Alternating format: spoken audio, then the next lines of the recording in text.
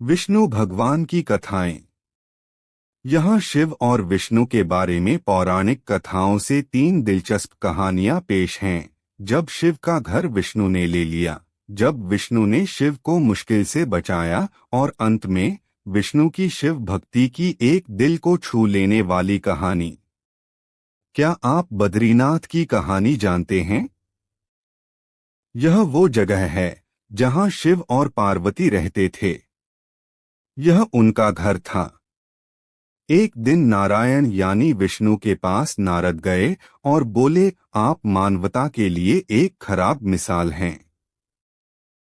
आप हर समय शेषनाग के ऊपर लेटे रहते हैं।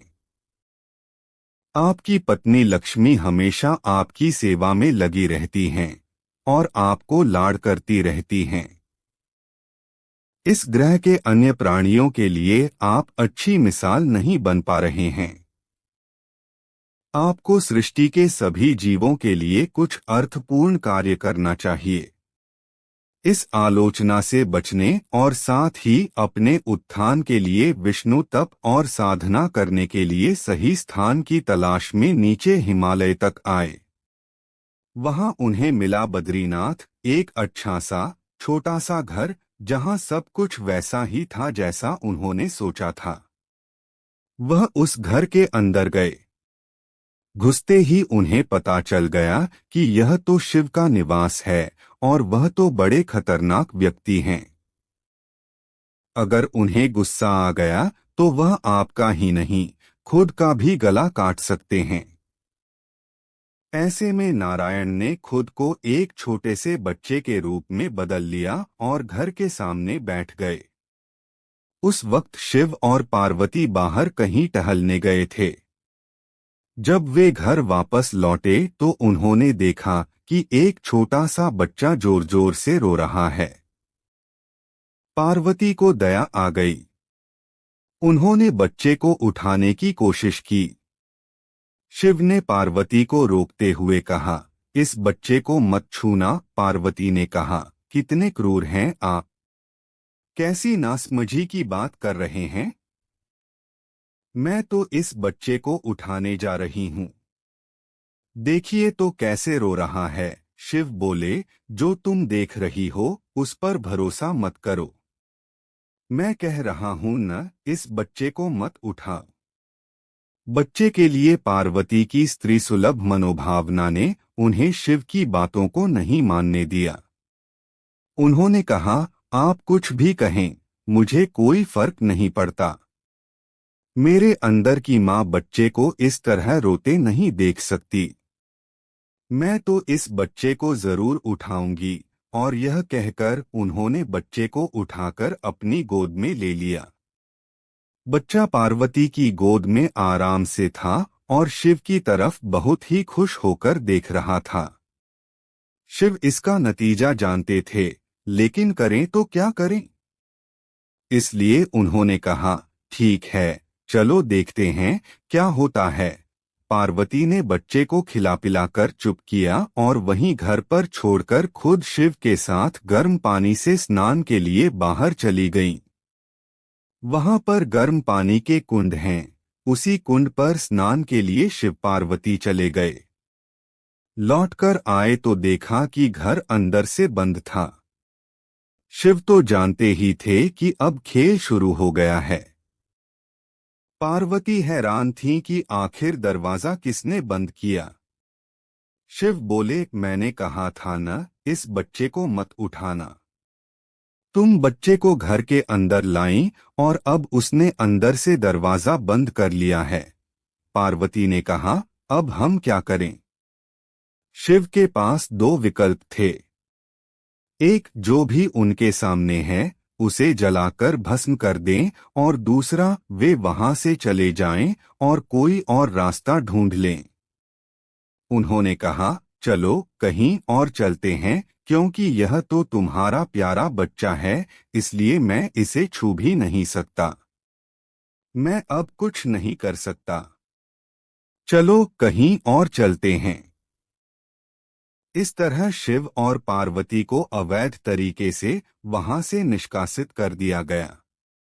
वे दूसरी जगह तलाश करने के लिए पैदल ही निकल पड़े। दरअसल बद्रीनाथ और केदारनाथ के बीच एक चोटी से दूसरी चोटी के बीच सिर्फ 10 किलोमीटर की दूरी है। आखिर में वह केदार में बस गए और इस तरह शिव ने अपना खुद का घर खो दिया। विष्णु भगवान की दूसरी कहानी, जब विष्णु ने शिव को मुश्किल से बाहर निकाला। यौगिक कथाओं में ऐसी कई कहानियां हैं जिनमें बताया गया कि शिव की करुणा कोई भेदभाव नहीं करती और वे किसी की इच्छा पर बच्चों की तरह भोलापन दिखाते हैं। एक बार गजेंद्र नामक एक असुर था। गजेंद्र ने बहुत तप किया और शिव से यह वरदान पाया कि वह जब भी उन्हें पुकारेगा, शिव को आना होगा। त्रिलोकों के सदा शरारती ऋषि नारद ने देखा कि गजेंद्र हर छोटी छोटी बात के लिए शिव को पुकार लेता था, तो उन्होंने गजेंद्र के साथ एक चाल चली। उन्होंने गजेंद्र से कहा, तुम शिव को बार बार क्यों बुलाते हो? वह तुम्हारी हर पुकार पर आ जाते हैं।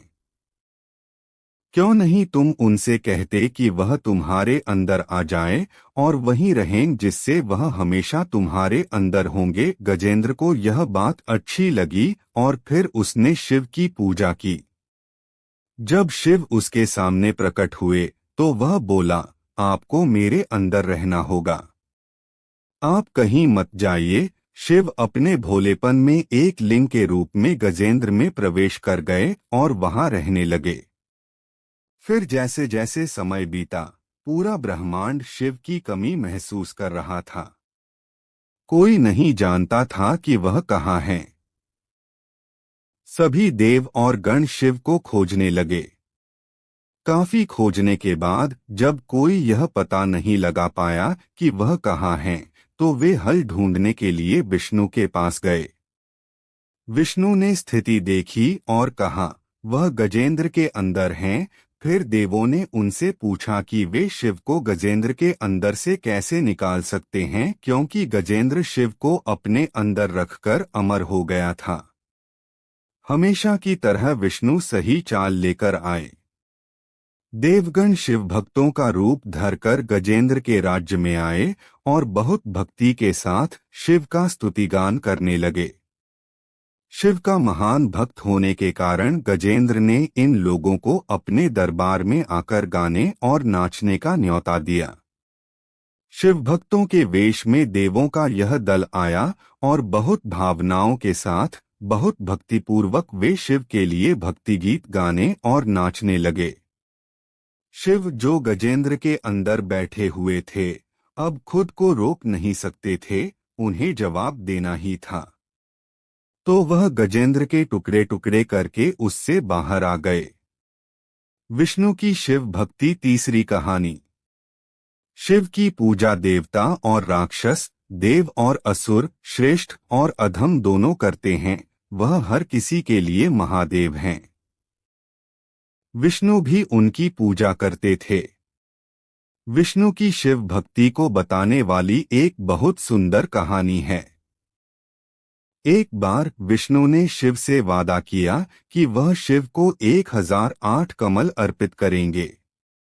वह कमल के फूलों की तलाश में गए और पूरी दुनिया में खोजने के बाद भी उन्हें सिर्फ 1007 कमल के फूल मिले।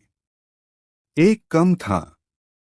उन्होंने आकर सब कुछ शिव के सामने रख दिया। शिव ने अपनी आंखें नहीं खोली, वह सिर्फ मुस्कुराए क्योंकि एक कमल कम था।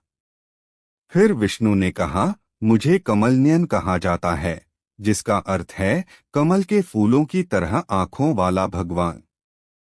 मेरी आंखें किसी कमल की तरह सुंदर हैं, तो मैं अपनी एक आंख अर्पित करता हूँ।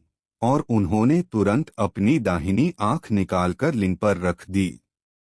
इस तरह की भेंट से प्रसन्न होकर शिव ने विष्णु को प्रसिद्ध सुदर्शन चक्र